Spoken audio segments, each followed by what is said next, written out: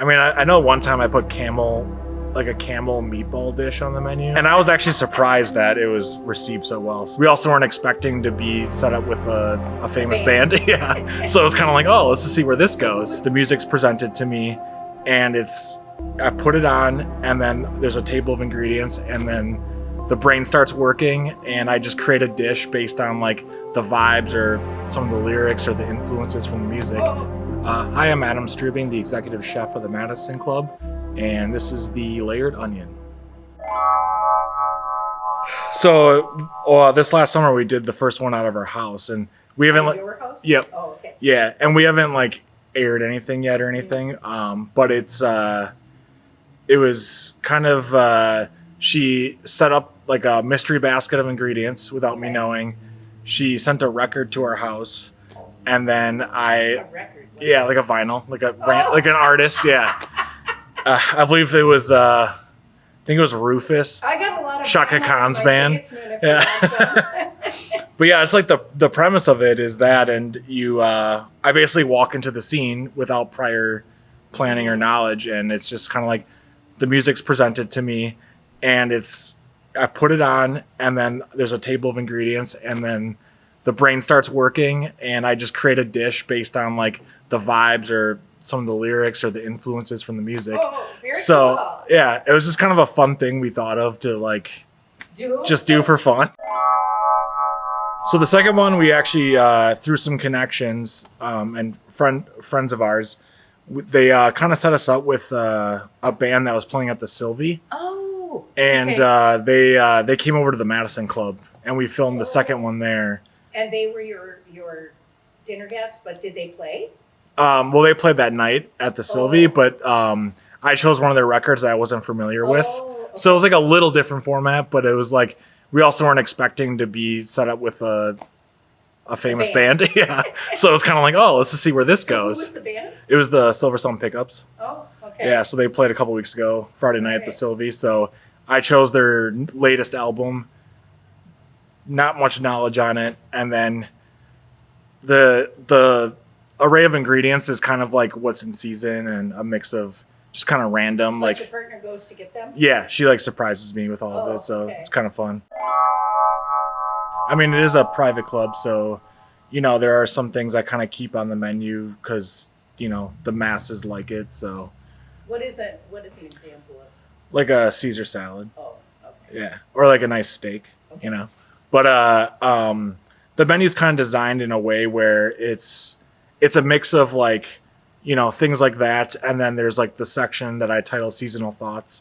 And it's just like a more rotating whatever I create kind of feel like. So it's kind of nice because I can do a split with the menu of, there's some things if someone's going out for dinner and they just want like a burger or something. It's a casual night. We have that. We also have like a roasted sturgeon entree or something, seasonal. So yeah, it's kind of, as a club, not having necessarily like a golf course or a swimming pool or all those other amenities that a lot of like country clubs have. We do have like reciprocity with clubs, so members can get discounted golf and stuff like that. But we're more of, city located, food based. We have like a lot of event spaces and stuff that, Right. So yeah, it's kind of like part of I feel my job is to keep the menu interesting and stuff, to kind of keep that food stimulus going with the members and stuff. Being there for 9 years now, the members know me, and they know, they kind of grow and gain a trust with you, and they're kind of like, oh, well, I'll try this, Adam made it. Like, we'll see if we like it. I mean, I know one time I put a camel meatball dish on the menu. Oh. And I was actually surprised that it was received so well. So I don't know. Where do you source camel? Just like from our meat vendor out of Windsor, Nesvig's. Yeah, they just had it. It all started ever since I was probably 4 or 5 years old. My parents would drop us off at my grandparents' house, and they would watch us while they would work or go bowling or whatever they did.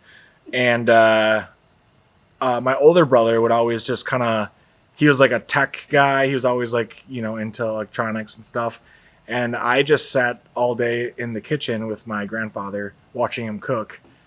He was He was 100% Sicilian, but he was not my blood grandfather. So I'm not Sicilian, but I learned to cook from him. And, I was my mom would come pick me up, and I would just be like eating octopus, and she thought I was a strange kid, but So it I sounds loved like it. your grandfather was quite a chef Yeah, he was. himself. Yep, he was great. He owned a bar in Milwaukee, Oh, okay. but he just always grew traditional, like home cooking Sicilian food. So I'm kind of hard to picture octopus on a bar menu. yeah, I don't think he did any of the food there, but he just did it at home. But yeah, so that was kind of like the start of how I just loved cooking, and I would just watch him all day, and he would put me to work, and peeling garlic and whatnot, and I loved it. And then as time went on, I started working as soon as I could when I was 14. I had to get my foot in the door at Culver's, great establishment, and from there on, I just worked in any form of restaurant ever since. It wasn't until I was like 16 that I started working in like actual restaurants, not fast food. But yeah, and then went to college in Milwaukee for a couple different things, but my main focus originally was atmospheric science, because I wanted to be a tornado chaser. Oh, yeah, cool. And You're an adrenaline junkie. Yeah, and which makes sense working in a kitchen. Yes, it does, Yeah. actually. But yeah, then the reality set in that I would have to live in Kansas or something. So I was kind of like Oklahoma. teetering. Yeah, I was like already teetering on it, and I was like, But at the time, like I was working in 3 different restaurants as a cook, just because that's just what I always did, is for money. So I didn't really have an expectation to be a chef at that time, but I was kind of just doing it, and I liked it. It was not a bad thing. And this one restaurant I worked at in Cedarburg, Wisconsin, there was this bartender that they just recently hired, and he used to be a chef on the East Coast, and he started telling me about these wild onions that grew called ramps, and Ramps. I was like, oh, I never heard of these. Interesting. Woods phone. It's actually my favorite food and ingredient. Is it really? Yeah. Oh, And this is kind of the I'll tell you story of where it is why. in Greenwood. Okay, Yeah. go ahead. So he like described them to me, explained to me how to like find them. And he's like, yeah, they grow over the bluffs like Michigan. Just, go out there and you'll find them. You'll know. Yeah. And so my next day off, so my friend Liz and I went on a hike, and we found them. And, it was like this moment of like, I think these are them. And then just pulling it out of the earth, and then literally just pulled the dirt off, took a bite. And I was like, yeah, this is great. And so I took a bunch of them, brought them home to my parents' house, and walked in with a trash bag full of ramps. And my mom was like, what are you doing with all these weeds? And I'm like, they're wild onions. I found them. And then I made soup with them. And she was like, okay, like this isn't that crazy. Like this is good soup. And that was kind of the moment where I was like, wow, that was so cool. Like going into the woods, finding some food, Yeah. making something. And then at the same time, I was kind of like not really happy with, college. And then the girl I was dating at the time was kind of like, she pushed me. She was like, you ever think about culinary school? And I was like, not really, but sounds interesting. So I looked into it, and just transferred to MTC Milwaukee and did their program there. And after that, moved out here, started the club. Dan Fox hired me at the club. Oh, I was going to say. Yeah, so Okay. he was still there, the chef, when I started there. And then he left to open Heritage Tavern. And then I trained a majority of the time with Chef Andrew Wilson, who owns a restaurant, Brandywine in Cedarburg now. But yeah, ever since that, that was like the ramp moment was when it's when I was like, I want to be a chef. Do you still Like, go out for it? when I can. Okay. Yeah. I find that as more responsibilities come into life, it's harder to find time. Right, but right. we've done a couple episodes. The first one was based out of our house, and I was presented a random vinyl without prior knowledge, and in a table full of ingredients that were just kind of randomly picked by Emily, my partner, and she gave me the music. I didn't know what it was, put it on, listened, looked at the table, and it's just kind of fun thing that we started doing of like, how does music influence creativity and what I think of? Because I've always like when I cook every day, I always have music, yeah. And I started choosing different bands and stuff based on like what I'm making. So like at work, we'll put on like there's a certain vibe in the kitchen when like we're doing this kind of party that has this kind of food, and it's kind of fun to do it in the reverse way where it's like, okay, I can make anything out of these ingredients. Give me something random to listen to, and then it's like what do I create with it? And so we filmed one. We haven't aired anything yet, but we're just still in the editing, but we're close to start unveiling them. And then the second one we did was an opportunity with a band that was playing at the Silver Sun Pickups. We actually did this one offsite at the Madison Club, and they came over one afternoon before their show, and I did their latest album as their album, and a table full of seasonal ingredients, and just kind of constructed a dish for them based on the vibe I got from listening to it. Their reaction? I mean, I think they thought it was cool. I mean, they didn't really know when they showed up what they were getting into, because like there was like some communication, but when they got there, I was like, "Do you know why you're here?" And they were like, "Sorta." They're just like, "We just know we're gonna get fed," and I was like, "Yeah." So I prepared everything, and then we sat them down. I ate with them, and then I explained through their album of like why I did what I did, and like that was interesting for them. Yeah, so I'm sure they'll probably like to see the playback when we get it finished. But then it's this idea just started, like I said, is a fun project, and it's kind of starting to evolve a little bit. So through the Chefs Collective, or I guess Dane County Food Collective now, there was our last meeting. There was Efrat was talking about this idea she had about doing a pop-up at the Heights Kitchen of just like art influencing art, and having like painters and musicians and whoever just kind of get together in a room and just closed door, just kind of like hang out, maybe have some wine and just do your art, whatever it might be, and just kind of how it all kind of flows together in a space. So she was talking to me about it, and I was like, she didn't know I had this thing going on. And I was like, wait a minute, there's a kitchen that's unused there. So I was like, explain this idea to her, and then it kind of turned from there into like, so now I'm cooking while there's people painting and there's musicians playing. Have you done the first one yet? We have a date for the first one planned. So we'll see where this all kind of evolves to. The first one will be closed door, like just kind of like the idea of like the artist can be alone, but I'm gonna do it based on whoever the musicians that she brings in. So I have no idea. And then the owner of the wine bar, MJ, I just gave her the mystery basket duty. So we'll see what happens with that, but I'm excited. You have to have some knowledge of food to be the mystery basket person. Yeah. Don't you think? Yeah. I mean, she's a sommelier, so she'll figure it out. Okay. Yeah. That's my favorite part, actually, is the plating. Is it? But yeah. I mean, cooking's great, but the thinking, like, while you're like creating and thinking and developing like ideas and such, like the back thought of like, how am I going to plate this in the end that's like my favorite part. And, you add to another layer to all of this then in the chef world is then you got to think about like the business side of it of like, not spending too much on cost and all that fun stuff. So yeah, and definitely we hear that as a theme with the artists. Yeah.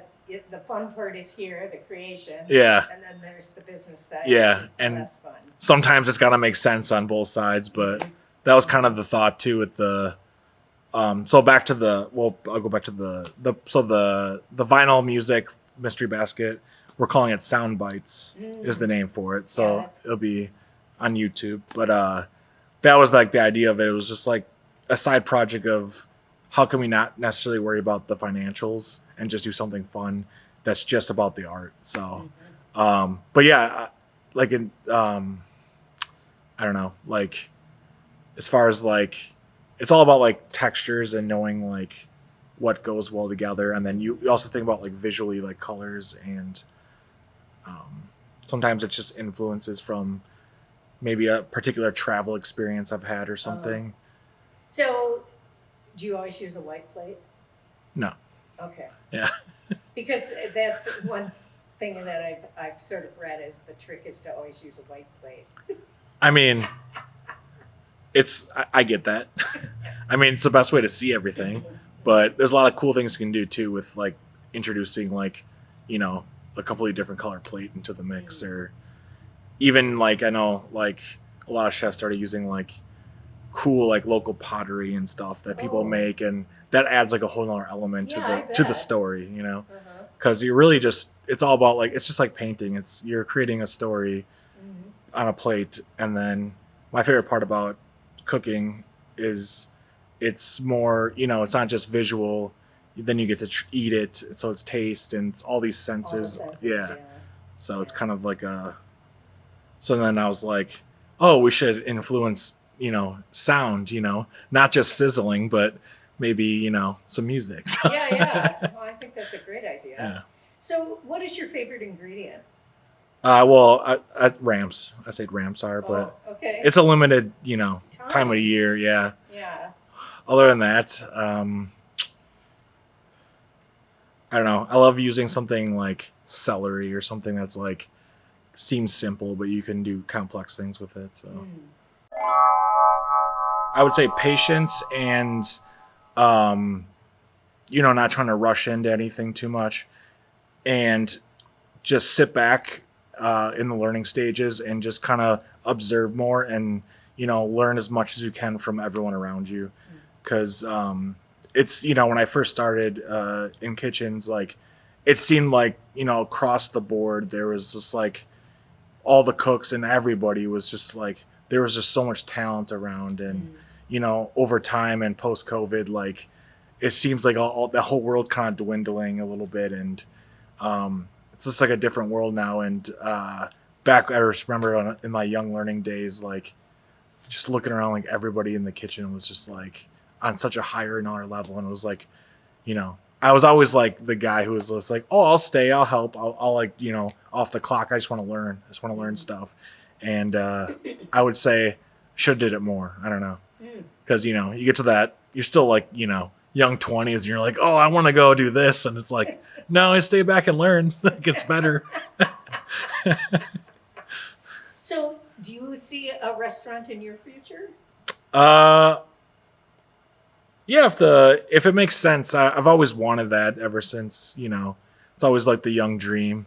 And, you know, growing forward and everything, like, you know, it's just the challenges just keep getting high, like more and more. And I still want it. I just, you know, it's just going to come to, you know, if the right thing makes sense at the right time. But yeah, but yeah, I'm sure as you talk to your fellow chefs, they share the but highs and lows. The perk in the meantime is the Madison Club's a great place to work, and you know I get to do creative things, and you know we don't just have the restaurant there. You know, we do like weddings, and you know tomorrow we have this big comedy night for 170 people, and you know dance classes, cooking classes. There's so many different things that happen in the building, and that alone just kind of, you know, keeps me creative, and you know, so it's an exciting place to work in. So if you have a comedy dinner, do you change the menu to be about the comedy? No, it's more a casual like snacks, but yeah, I could theme it. I don't know if I knew the comedians more. But you maybe put some disparate things together and see if people notice. Yeah. Surprise them. Right? Yeah. Yeah. There's still time. That's tomorrow, so. Yeah. Oh, that's good. You're thinking there's still time. Oh yeah. There's always time. Well, there you go. Do you use the farmers market quite a bit? Yeah, I you know, I usually go out there if I need a couple things.